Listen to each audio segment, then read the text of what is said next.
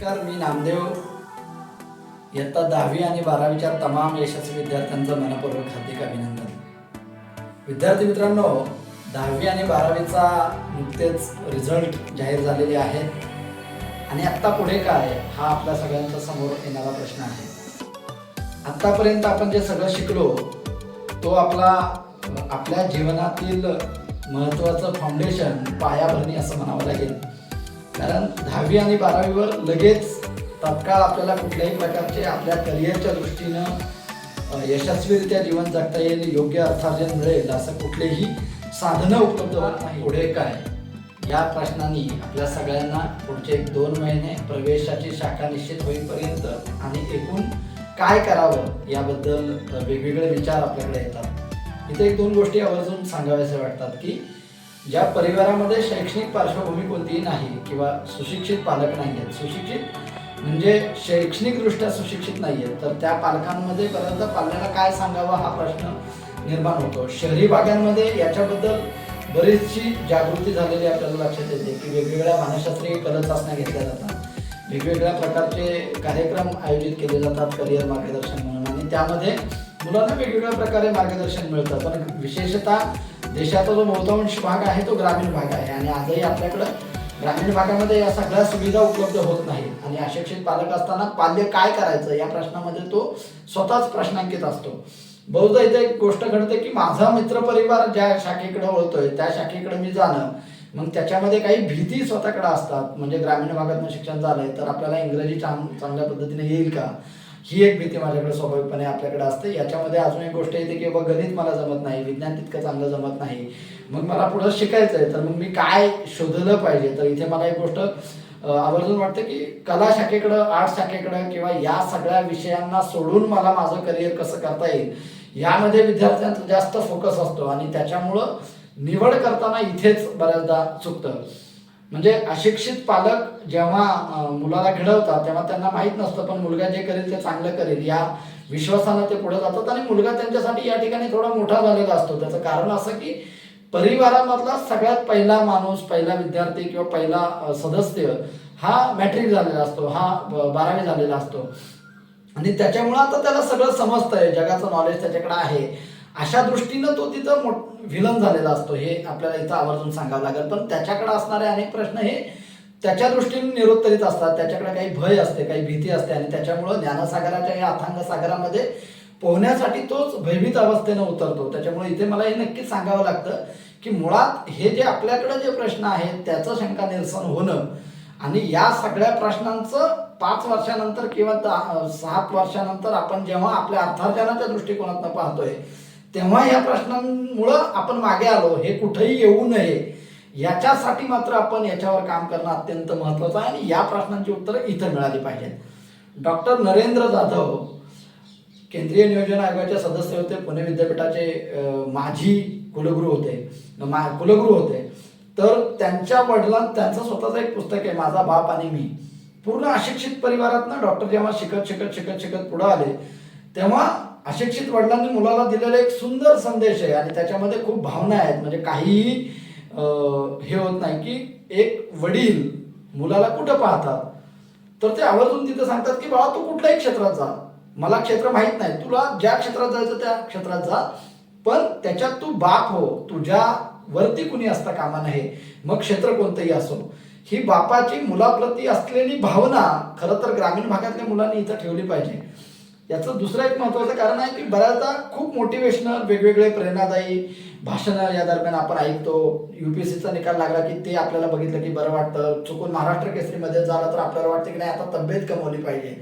पण बऱ्याचदा या सगळ्याचा प्रभाव फार कमी काळ आपल्या याच्यावर राहतो आणि प्रभावापेक्षा आपण दैनंदिन जीवनामध्ये आपले जे आपल्यासाठी दिवस रात्र कष्ट करतात त्या आईवडिलांच्या कष्टांकडं पाहिलं किंवा की आपला खरा प्रेरणेचा आणि ऊर्जेचा आणि आपल्याला घडवण्याचा स्रोत हा आपल्या जवळ आहे, आपण त्याच्याकडे बघितलं पाहिजे.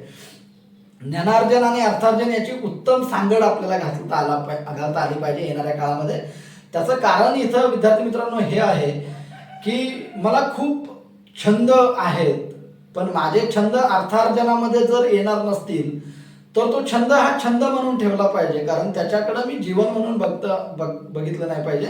जर मी त्याच्याकडे जीवन म्हणून पाहत असेल तर मग माझ्या अर्थार्जनामध्ये मला किती ऍडजस्ट करून घ्यावं लागणार आहे, कारण अर्थार्जनावर माझा पूर्ण परिवार अवलंबून असेल, माझं जीवन अवलंबून असेल, माझ्या मुलांचं शिक्षण अवलंबून असेल, माझ्या आईवडिलांचं आरोग्य अवलंबून असेल आणि परिवाराची प्रगती अवलंबून असेल. बऱ्याचदा छंद हे कसे निवडले जातात किंवा कसे तयार होतात, तर याच्यावर मला आवर्जून सांगावं लागेल की खूप मोठमोठ्या भाषणांमधनं काही गोष्टी सांगितल्या जातात. त्याच्यामध्ये असं सांगितलं जाते की मुलांना मानसिकरित्या दबावात आणू नका, मुलांना तुम्ही कुठल्याही पालकांनी ठरवून करिअर देऊ नका, किंवा ह्या सगळ्या गोष्टी निश्चित बरोबर आहेत. पण इथे पालक चिंतामुक्त होत नाहीयेत, कारण पालकांचा आत्ता ते ज्या परिस्थितीतनं जात आहेत त्यामध्ये ते पालक म्हणून मी कुठेही पाल्याला कमी पडता कामा नाही. त्याचं शिक्षण, आरोग्य, संगोपन, संवर्धन आणि एकूण परिवाराचा जो सगळा गाडा आहे तो व्यवस्थित पुढे चालला पाहिजे, याच्यासाठी पालक स्वतःला कायम प्रिपेअर ठेवतात. पण याबरोबर त्यांच्या मनात एक चिंता आहे की या मुलाचं व्यवस्थित जीवन स्थिर झालं पाहिजे, याच्यासाठी ते कायम सातत्यानं प्रयत्नशील असतात. आणि त्यांना जे अल्पशिक्षित आहेत त्यांच्या दृष्टीनं गावात कोण काय केलंय, काय शिकलंय हे त्यांना माहीत असतं. पण मुलांनी बऱ्याचदा याचा कल निवडला पाहिजे. मी असं म्हणतो की जे उपलब्ध आहे त्यातनं छंद निर्मिती होते. म्हणजे कसं, तर ग्रामीण भागामध्ये पशुधन मोठ्या प्रमाणात उपलब्ध आहे, ग्रामीण भागामध्ये शेतीची अवजारं मोठ्या प्रमाणात उपलब्ध आहेत, ग्रामीण भागामध्ये झाडं उपलब्ध आहेत, ग्रामीण भागामध्ये डोंगर टेकऱ्या उपलब्ध आहेत आणि त्या मुलांची आवड त्याला अनुकरून तयार होते. जर त्या मुलांना तुम्ही कल चाचणी घ्यायला गेलात किंवा आवड ओळखायला गेलात तर कदाचित त्या मुलांमध्ये वेगळे गुणच नाही आहेत, कारण ते त्यांनी पाहिलं नाही, कुठलंही तांत्रिक साहित्य त्यांच्यापर्यंत मिळाले नाही, कुठलंही संगणकीकृत साहित्य मिळाले नाही आणि त्याच्यामुळे त्याच्यावर तुम्ही कल कसा काढणार आहात त्याचा. तर मी इथं विद्यार्थ्यांना मी एक गोष्ट नक्की सांगेल की पाण्यात पडलं की पोहता येतं असं आवर्जून सांगितलं जातं, पण तुम्ही पाण्यात पडलं पाहिजे. कारण तुम्ही करिअरकडे करिअर म्हणून बघितलं पाहिजे, त्याच्याकडे जीवनाचा एक महत्वाचा भाग म्हणून बघितलं पाहिजे. त्यांनी मला ते पार करायचं आणि मला असहाय्य ते सहाय्य करीती सहाय्य असं कारण अभ्यासा तुका म्हणे, ही तुकोबांची जी गाथेची सुंदर ओवी आहे ती असं सांगते की जगात अशक्य काहीच नाहीये, तुम्ही फक्त अभ्यासानं ते शक्य होतं आणि त्याच्यासाठी तुम्ही अभ्यास केला पाहिजे. प्रयत्ने वाळूचे कण रगडिता तेलही गळे, ही ओवी आपण लहानपणापासून ऐकतोय आपण शाळेत, बऱ्याचदा आपल्याला सरांनी हे सांगितले. एक लक्षात घ्या की प्रयत्नांनी अशक्य काहीच नाही, याला बरीच सांप्रदायिक याच्यामध्ये साहित्यामध्ये सुद्धा आपल्याला हे मिळतं, त्याच्यामुळं संदर्भ मिळतो. तर विद्यार्थी मित्रांनो, एक गोष्ट नक्की लक्षात ठेवा की आपल्या आजूबाजूला, आपल्या नातेवाईकांमध्ये, आपल्या गावामध्ये असे काही विद्यार्थी आहेत पण त्यांचं प्रमाण खूप कमी आहे की ज्यांनी वेगळं काहीतरी निवडलंय आणि त्या पद्धतीनं ते पुढे गेलेत. इथे मी तुम्हाला नक्की सांगेल की तुम्हाला ज्याची भीती वाटते तो जर एव्हरेस्ट शिखर असेल तर मी असं सांगेल की तुम्ही एव्हरेस्टचे 10 भाग करा. तुम्ही डायरेक्ट एव्हरेस्टच्या शिखरावरचा जेव्हा विचार करताय तेव्हा तुमच्याकडे भीती निर्माण होते, त्याच्यामुळे तुमच्याकडे भय निर्माण येते आणि त्याच्यामुळे तुम्ही तुमचा मार्ग बदलताय. तर तुम्ही बऱ्याचदा ते करू नका. म्हणजे 7 वर्षाचा आपला करिअरचा आणि शिक्षणाचा इथून पुढच्या महत्वाचा जर टप्पा असेल तर याच्यामध्ये मी 12वी पर्यंत यशस्वीरित्या पार करेन. 12वी गेल्यानंतर तुमची निम्मी भीती कमी झालेली असेल. मी ग्रॅज्युएशन व्यवस्थित करताना ग्रॅज्युएशनची 3 वर्ष मला व्यवस्थितरित्या परिपूर्ण अभ्यास करून व्यवस्थितरित्या पार करायचे आहेत आणि त्याच्यामध्ये माझ्या मनामध्ये कुठेही शंका राहता कामा नये की मी 100% दिले नाहीत म्हणून हे अपयश आलंय. तर मला वेळ आणि पैसे जेव्हा मी देतोय तेव्हा ते पैसे माझ्या वडिलांच्या श्रमाचे, कष्टाचे आणि घामाचे आहेत, ते मला पुन्हा देता लागू नये. आणि दुसरं म्हणजे टाइम इज मनी, माझा वेळ हा इतका मौल्यवान आहे, इतका महत्वपूर्ण आहे की तोही मला पुन्हा द्यायची वेळ लागू नये. याच्यासाठी मी याच्यासाठी प्रवेश घेतलाय, त्याच्यामध्ये मी यशस्वी होईल आणि हाती घ्या ते तडीस न्या, ही पद्यपंक्ती या ठिकाणी मी साध्य करेन. इथे म्हणून तुम्ही आत्ता करिअर निवडताना करिअर एका नजरेत बघताना थेट शेवटच्या वर्षानंतर बघू नका. बऱ्याचदा तिकडे जाणाऱ्यांचं प्रमाण कमी आहे, तिकडे गेलेल्यांचं यशस्वी होण्याचं प्रमाण कमी आहे. हे का, तर मध्यावधीमध्ये काही जणांनी सोडून दिले आणि मध्यावधीमध्ये सोडून देताना बऱ्याचदा तुम्हाला या ग्रोथमध्ये तीच मुलं भेटतात की अरे मी घेतलं होतं ऍडमिशन, प्रवेश घेतला होता पण जरा खूप कठीण आहे आणि ते जमलं नाही आणि त्याच्यामुळे मी सोडून दिलं आणि मी माझा मार्ग बदलला. तर विद्यार्थ्यांना एक लक्षात घ्या, त्याचे प्रयत्न तुमचे प्रयत्न हे दोन्ही वेगळे व्यक्ती परत्वे असू शकतात आणि त्यानं जर अपयशी केलं आणि तो तुम्हाला भेटला आणि तुम्ही ज्या आशादायी पद्धतीने त्या सगळ्याकडे पाहत होता तर तुम्ही नक्कीच निराशावादी व्हाल. याच्यासाठी तुम्ही स्वतःला काय सांगता हे अत्यंत महत्वाचं आहे. इथे एक गोष्ट लक्षात घ्या, पैशाचं सोंग आणता येत नाही हे नक्की सांगितलं जातं. ज्ञानार्जनाबरोबर अर्थार्जन इतकं महत्वाचं आहे की कुठल्याही विद्यार्थ्याला कुठल्याही पाल्याला एका ठराविक वयानंतर जी कौटुंबिक जबाबदारी त्याच्याकडे येणार आहे, तो ज्या कुटुंबाचा महत्वाचा कणा असणार आहे तेव्हा त्याला सगळ्यांच्या गरजा पूर्ण करणं आणि त्यासाठी योग्य अर्थार्जन करणं हा त्याचा महत्वाचा आणि अत्यंत यशस्वीतेतला किंवा तो ज्या पद्धतीनं हे सगळं हाताळतोय त्याच्यावरनं त्याचा व्यक्तिमत्वाचा प्रभाव हा समाजामध्ये आणि परिवारामध्ये निर्माण होत असतो. आणि याच्यासाठी अत्यंत महत्वाचा वाटा कशाचा असेल तर तो शिक्षणाचा आहे. अशिक्षित माणसाला 200 रुपये रोज मिळतो आणि सुशिक्षित योग्य पद्धतीने कौशल्य प्राप्त केलेल्या माणसाला जर 2000 रुपये रोज मिळत असतील तरी 1800 रुपये त्या व्यक्तीनं त्याची जी मूल्यवृद्धी केलेली आहे त्याच्यामध्ये जी वेगवेगळी कौशल्य आहेत त्याचा हा फरक आहे. आणि म्हणून ग्रामीण भागातल्या विद्यार्थ्यांना मी नक्की सांगेल की आयुष्यभर माझ्या परिस्थितीने रडण्यापेक्षा विद्यार्थ्यांना एक गोष्ट लक्षात घ्या की ही 5 वर्ष माझ्या आयुष्यामध्ये अत्यंत महत्वाची आहे. इथे आवाजावी वापर सोशल मीडियाचा बंद करावा. या ठिकाणी लग्नापासून अनेक सार्वजनिक समारंभ असतात ते कमी करावेत. यामध्ये स्वतःला परिपूर्ण घडवण्यासाठी 100% वेळ द्यावा. यामध्ये आवर्जून भेट घ्यावी अशा व्यक्तींची की ज्या व्यक्तींना भेटल्यानंतर काहीतरी प्रेरणादायी मार्गदर्शन मिळेल, ज्यातनं आपल्या असणाऱ्या समस्यांवर आपल्याला मार्ग मिळतील किंवा योग्य दिशा दाखवली जाईल. या काळात अपयशी लोकांना भेटू नये. नाही तर बऱ्याचदा शिकून कुणाचं भलं झालं हे सांगणारे अनेक जण महाभाग आपल्याला ग्रामीण भागात भेटतात. ते काय सांगतात, शिकून अशा कुठं नोकऱ्या मिळाल्यात, कोल्ह्याला द्राक्ष तेव्हाच आंबट आहे जेव्हा ती कोल्ह्याला प्राप्त झालेली नाही म्हणून कोल्हा द्राक्ष आंबट आहे म्हणून सांगतोय. कोल्ह्याने यशस्वीरित्या जर उडी मारली असती आणि कोल्ह्याने ती मिळवण्यासाठी जर प्रयत्नांची जंग लढली असती तर कदाचित कोल्हा ज्या यशस्वीतेवर असतं तिथून त्यांनी अनेकांना मार्ग दिला असता. पण आज त्याला दुसऱ्याला भेटून सांगावं लागतं की अरे द्राक्ष आंबट आहेत म्हणून.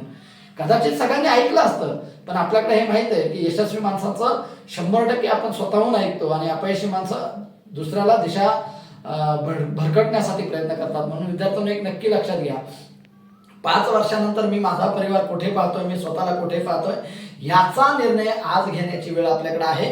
तो करिअरचा मार्ग कितीही अवघड असला, त्याला कदाचित अधिक खर्च येत असला तरीही प्रसंगी आपण कर्ज काढावं, त्याला प्रयत्नांची पराकाष्ठा करावी, अत्यंत रात्रंदिवस वाहून घ्यावं, पण आपण त्याच्यामध्ये यशस्वी व्हावं आणि एक नवा आदर्श आपण निर्माण करावा जेणेकरून आपल्याला पाहिल्यानंतर अनेक जण त्या मार्गामध्ये येतील. कारण आज खेडी ही स्वावलंबी नाही आहे, खेडी ही पूर्णतः शहरांवर अवलंबून आहेत. आज खेड्यातली शेती शहरातल्या बियाणांवर, शहरातल्या फर्टिलायझरवर, शहरातल्या कीटकनाशकांवर आहे.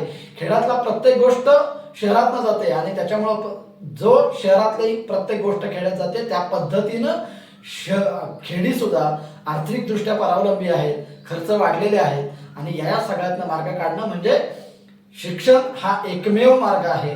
आयुष्यभर रडण्यापेक्षा जर आपण या 5 वर्षामध्ये योग्य मार्ग निवडला, आपल्या परिस्थितीतनं बाहेर निघण्यासाठी आपण प्रयत्नांची पराकाष्ठा केली तर आपल्या जीवनाला आकार मिळाल्याशिवाय, आपल्या व्यक्तिमत्वाला आकार मिळाल्याशिवाय आणि आपल्याकडं अर्थार्जन वृद्धी झाल्याशिवाय राहणार नाही. म्हणून हा अत्यंत महत्वाचा क्षण आहे की तुम्ही काय निवडताय. कदाचित या शैक्षणिक टप्प्यामध्ये 1-2 अपयश येतील. अपयश आलं म्हणजे आपण खूप चुकीचे आहोत असं अजिबात स्वतःला समजायचं नाही. कारण अनेक अपयशी माणसं ज्या पद्धतीनं आज ज्या यशाच्या शिखरावर आहेत त्यांच्याकडे बघितल्यानंतर आपल्याला हे लक्षात येतं की अपयशी माणसं ते यश मिळवण्यासाठी ज्या पद्धतीनं लढले त्या पद्धतीनं त्यांनी नवा उच्चांक गाठलेला आहे. नुकताच येऊन गेलेला 12वी नापास हा चित्रपट आपण सगळ्यांनी पाहिला. त्याच्यामध्ये 12वी नापास झालेला मुलगा मनोज कुमार ज्या पद्धतीने कष्ट करतो आणि ज्या पद्धतीने IAS अधिकाऱ्यापर्यंत मजल मारतो, फक्त त्या मार्गातनं आपण स्वतः एक्झिट घेणं, त्यातनं बाहेर पडणं ही चूक फक्त करायची नाही. आपण अपयशी झाल्यानंतर आपलं काय चुकलं आणि आपण काय बदल केले पाहिजेत याचं बाकी आपण आपल्या आंतरिक मनोमन चिंतन करावं आणि पुन्हा नव्यानं उभारी द्यावी. ग्रामीण भागातला इव्हन कुठलाच पालक हा कुठल्याच टप्प्यावर तुला जमत नाही तर बाळा सोडून दे असं म्हणणार नाही. तुम्ही त्यांना कायम विश्वासात घेऊन सांगितलं पाहिजे की मला हे का करायचं आहे.